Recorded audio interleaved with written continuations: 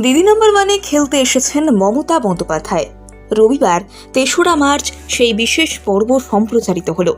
সেখানে এসে মমতা বন্দ্যোপাধ্যায় জানালেন তাঁর জন্মদিনের রহস্য। সকলেই জানেন মমতা বন্দ্যোপাধ্যায়ের জন্মদিন ৫ই জানুয়ারি, কিন্তু এটা নাকি সত্যি তথ্য নয়। তাহলে কবে মমতা বন্দ্যোপাধ্যায়ের জন্মদিন? এদিন কি জানালেন দিদি নাম্বার ওয়ানে? এদিন দিদি নাম্বার ওয়ানে এসে মমতা বন্দ্যোপাধ্যায় বলেন, জানো, খাতায় কলমে আমার আর আমার দাদার বয়স এক।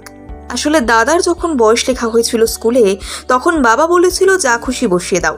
সেই থেকে আমার আর ওর এক বয়স হয়ে গিয়েছে, কিন্তু পরে আর সেটা বদলানো হয়নি। মমতা বন্দ্যোপাধ্যায় এদিন তার জন্মদিন প্রসঙ্গে কথা বলতে গিয়ে জানান, আমার সব কিছুতেই দেখবে বৃষ্টি হয়। এর কারণ আমার জন্মদিনের দিন দারুণ বৃষ্টি হয়েছিল। আমি দুর্গা অষ্টমীতে হয়েছি। আমার আসল জন্মদিন 5ই অক্টোবর। সেদিন খুব বৃষ্টি হয়েছিল। আমি একেবারে সন্ধিক্ষণে জন্মেছিলাম, আর জন্মের পরদিন চোখ খুলেছিলাম সূর্যের আলো ফোটার সঙ্গে।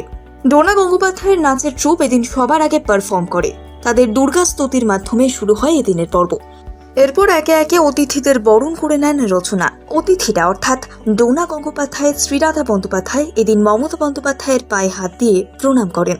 তারপরে অনুষ্ঠান শুরুর আগে হয় রাজ্য সঙ্গীত।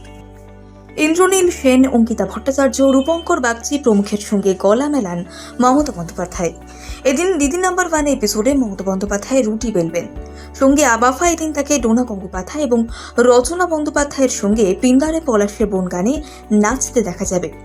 বাদ দেবেন না কবিতা পাঠ করতে বা আঁকতে। অন্যদিকে ডোনা গঙ্গোপাধ্যায়ও এদিন তার নৃত্য পরিবেশন করবেন। উপস্থিত থাকবেন আরও 2 অতিথি, শ্রীজাতা বন্দ্যোপাধ্যায় এবং অরুন্ধতী হোম চৌধুরী।